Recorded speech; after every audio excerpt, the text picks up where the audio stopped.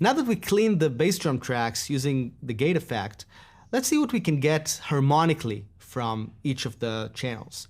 And I'm going to do it by two main elements. One is volume and the other is EQ. Now EQ and volume are actually very similar in nature because what volume does is bring up all the frequencies. And what EQ does is bring up or down just some of the frequencies. And you'll see right away as you're mixing everything that they're very tied together, because sometimes you're bringing up the high frequencies of the instrument, but then you want to turn it down because it's already out there in the mix. And vice versa. Sometimes you're bringing the level up and then something sounds too bright or has too much low end or too much mid. So it's really important to work with both of these together constantly as you're mixing.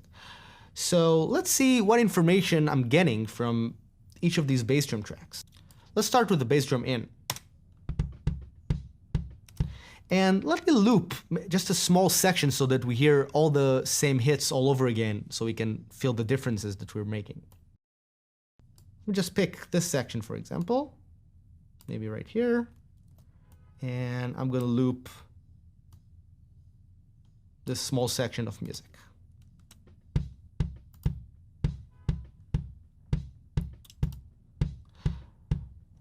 So it definitely has a lot of punch, but sometimes it's not enough.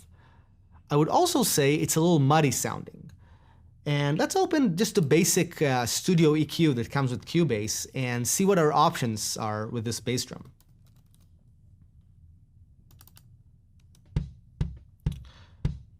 The most obvious thing for me is there's a little too much low mid, and that's a classic problem with most recorded bass drums. And you'll see right away what I mean. Let's play and bring up that area of frequencies.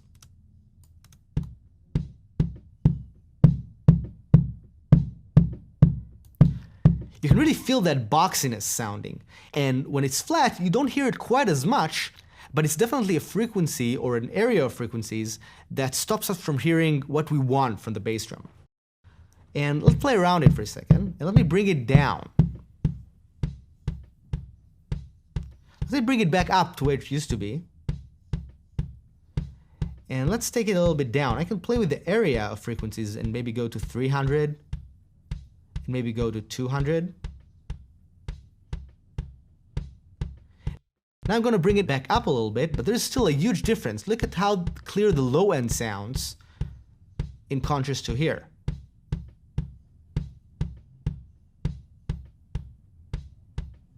So if I'm going to reduce this and raise my volume a little bit,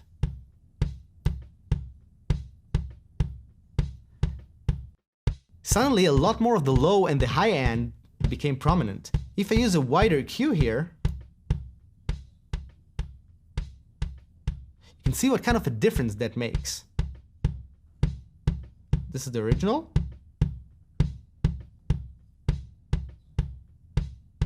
This is a slightly more scooped area.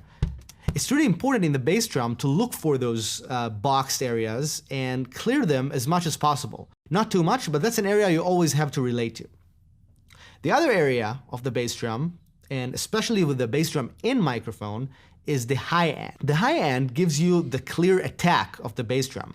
So while it may seem intuitive to look at the bass drum and think of the lower range of frequencies, the higher range is actually sometimes more important because this gives us the definition. In some styles like rock or metal, it's actually crucial to have a very clear punch from the bass drum.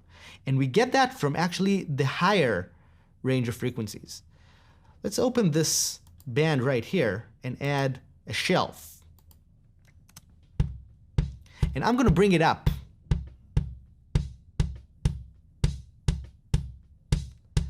That is the attack sound of the bass drum. So I actually like to adjust the high end of the bass drum in microphone a little too punchy than I would like the real kick drum to be, and I'm going to explain that a little later. But I like to get a very clear punch from that track because it's going to be essential for the entire mix. The other area, which is important, is the low end. Now, it's really important with the bass drum in microphone, if you have one, not to overdo the low end, because there's still other tracks that will give you that low end. But let's hear it for a second.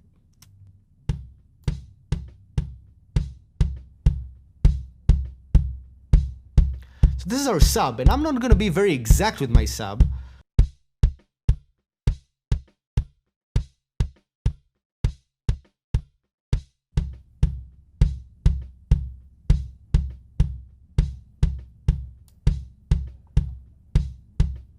That's not bad, even though this is just one microphone. In the next tutorial, I'm going to keep going with the EQ settings of the second microphone.